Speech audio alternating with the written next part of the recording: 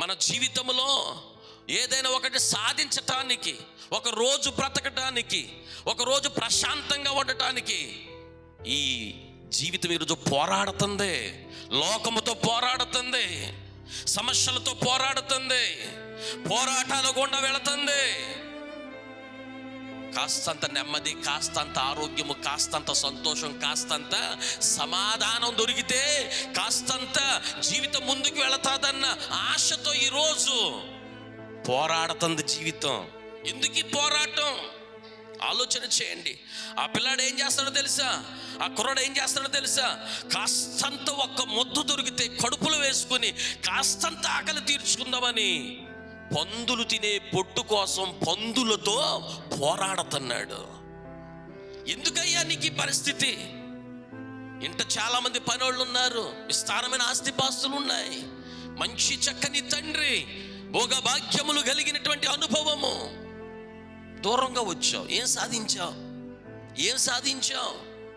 దూరంగా వెళ్ళుట వలన, ఆయన విడిచిపెట్టి దూరంగా పోవుట వలన ఏం సాధించావు? ఈరోజు నీ హృదయమును కఠినపరుచుకుంటే వాళ్ళ తండ్రి అంటాడు, వద్దు నాయన, వద్దు నాయన, వద్దు నాయన, అయ్ నాకు ఇచ్చేయి, నేను వెళ్ళిపోతాను, వద్దు. పరిస్థితి అర్థం చేసుకు ఎంత చెప్పినా వినకుండా వెళ్ళాడు దూరంగా.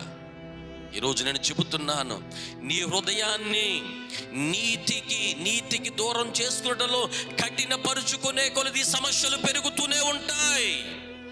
ఎప్పుడైతే ఈ హృదయాన్ని కఠినత్వములో నుండి నీవు బయటకు తీసుకుని వస్తావో, హృదయాన్ని తెరవ చేయటానికి ఇష్టపడతావో, హృదయాన్ని దేవునికి అప్పగించడానికి ఇష్టపడతావో, అప్పుడే నీ సమస్యలు నెమ్మదిగా సత్తు మడగడం ప్రారంభమవుతాయి. దేవునికి స్తోత్రం కలుగునుగాక. రెండు చేతుల పైకి దేవునికి స్తోత్రం చెప్పండి. ఈరోజు ప్రతి సమస్యకు దేవుని పిల్లల కొరకు మాత్రమే మాట్లాడుతున్నాను. నేను ఆయన సన్నిధికి వచ్చిన మీతో మాత్రమే మాట్లాడుతున్నాను. ఈరోజు మన సమస్యలకు, మన ఈ పరిస్థితులకు ఒకవేళ కారణం ఇదే కావచ్చేమో చూడండి. ఒకవేళ దేవుని యొక్క మాటలు వినడంలో, దేవుని సన్నిధిలో భక్తిగా నడవటంలో హృదయాన్ని కఠినపరుచుకుంటున్నామేమో ఆలోచన చేయండి.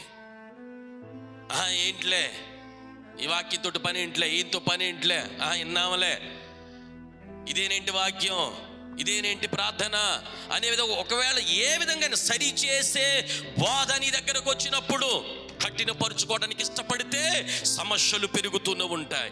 కఠినపరుచుకుంటున్నావంటే నువ్వు దూరంగా వెళ్ళిపోతున్నావు. ఎట్టి పరిస్థితులు కూడా నువ్వు దగ్గరగా ఉన్న అనుభవంలో లేనట్టే.